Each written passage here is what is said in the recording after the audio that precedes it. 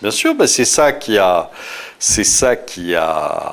à un moment, propulsé la croissance à 7%. Hein. Enfin, vous avez un économiste américain qui s'est amusé, preuve que il y en a qui n'ont rien à foutre de leur journée, hein, qui s'est amusé à recalculer la croissance depuis 1300.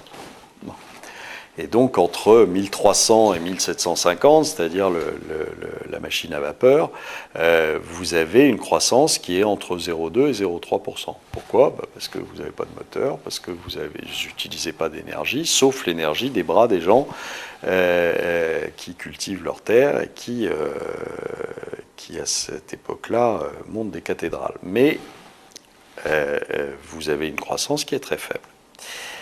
Arrive le moteur, arrive l'électricité, arrive l'énergie, et donc là, tout d'un coup, vous êtes propulsé à 7% de croissance.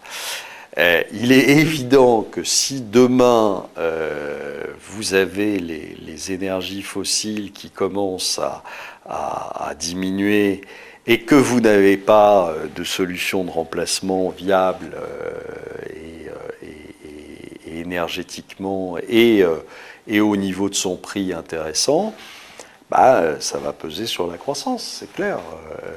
On le voit bien. D'ailleurs, enfin, tout ça après, c'est aussi une espèce de cavalcade effrénée sur le mensonge. On vous a érigé les gaz de schiste et le pétrole de schiste comme l'alpha et l'oméga de la nouvelle croissance américaine, qu'ils allaient devenir indépendants énergétiquement dans l'année qui venait grâce au gaz de schiste, etc. Et puis on s'aperçoit qu'on s'était un chouïa trompé de modèle, que le taux de déclin d'un puits en gaz de schiste, c'est 6,5% par mois, ce qui règle assez le problème assez vite, alors que au départ, on avait pensé que c'était exactement la même chose que les puits classiques.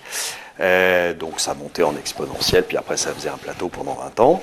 Ouais, mais sauf que là, c'est pas le cas. Ça monte en exponentiel, et puis après ça se casse la gueule de la même façon, avec 6,5% de taux de déclin par mois. Bon, donc les Américains ne seront pas indépendants énergétiquement, mauvaise nouvelle. Ils n'auront pas de l'énergie gratuite, deuxième mauvaise nouvelle, donc il ne faut pas compter là-dessus pour la croissance. Alors maintenant qu'on trouve un truc génial, illimité, dans les mois à venir, très bien, je suis preneur, qui nous relancera notre croissance à tous.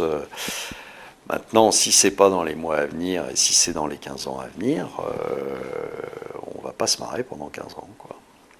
Il va falloir attendre que tout d'un coup, le Père Noël descende sur Terre et nous amène le nouveau paradigme qui fera qu'on va retourner à 7% de croissance et qu'à ce moment-là, on pourra relancer tous les programmes sociaux et tout dans la joie et la bonne humeur. Maintenant, je ne suis pas sûr que ça arrive dans les 15 ans qui viennent.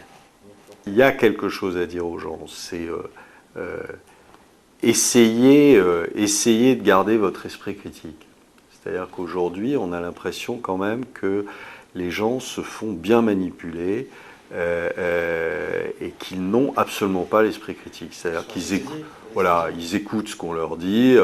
On leur dit il y a 7% de chômage aux États-Unis, ils répètent il y a 7% de chômage aux États-Unis, sans jamais se poser des questions sur la véracité des chiffres, sur la cohérence des chiffres, sur ce qu'on leur dit. Alors vous avez des politiques qui se régalent à nous expliquer qu'un moins ça devient un plus. C'est vrai que moins par moins ça fait plus, mais c'est quand même assez extraordinaire, l'inversion de la courbe du chômage, etc. Enfin tout ça, ayez l'esprit critique, quoi, et essayez de ne pas prendre pour argent comptant tout ce qu'on vous raconte et surtout les bêtises, et essayez de vous interroger sur le pourquoi du comment, et vous verrez que vous aurez une autre vision des choses.